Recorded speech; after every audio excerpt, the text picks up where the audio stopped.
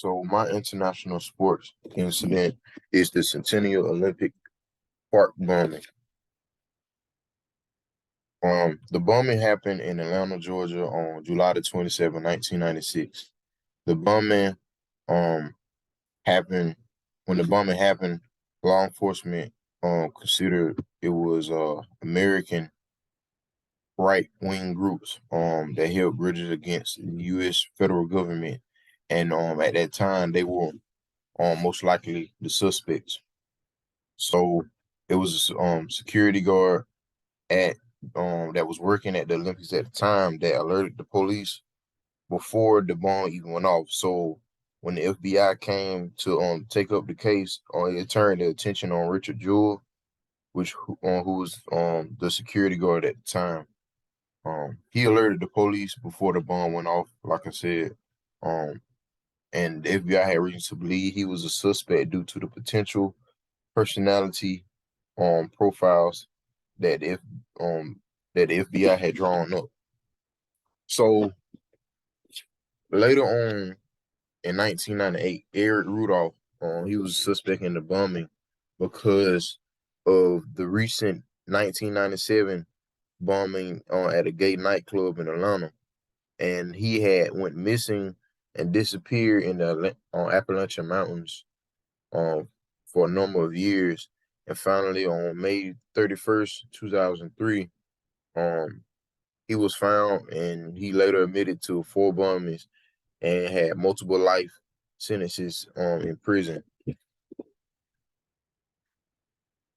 So 2 people were killed at the bombing and injured, and the bombing injured more than 100 others.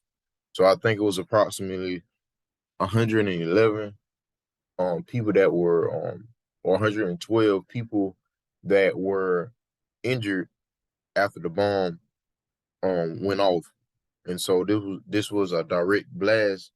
Um this was a direct result of the people of the bomb going off and it being people being injured.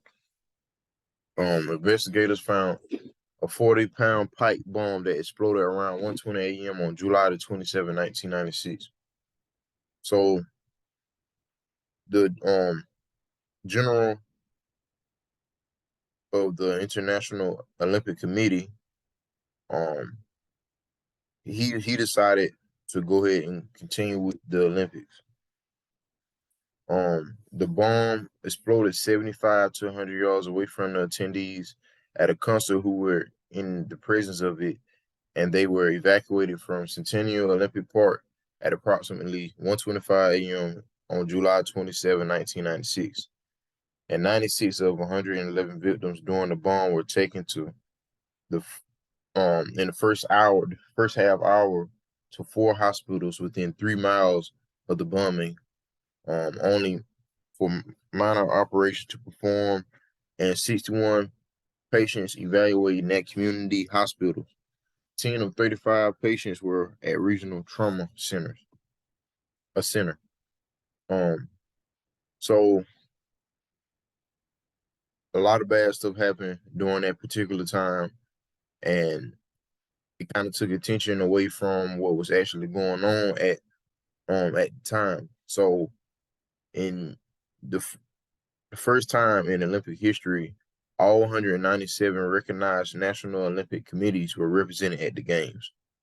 So there also were like new sports that came along that made a new appearance in the Olympic Games, which was beach volleyball, mountain biking, lightweight rowing, women's football, all made its first appearance on this big stage.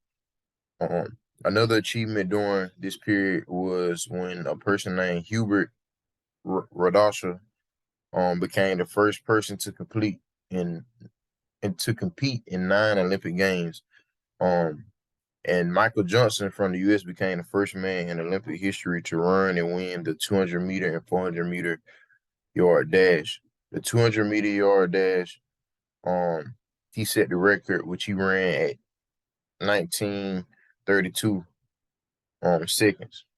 19 seconds. And so the most gold medals won was by the U.S. The U.S. won a total of 44 gold medals, and overall they won 101 medals. This was the first time since 1984 they had that had been done for the United States.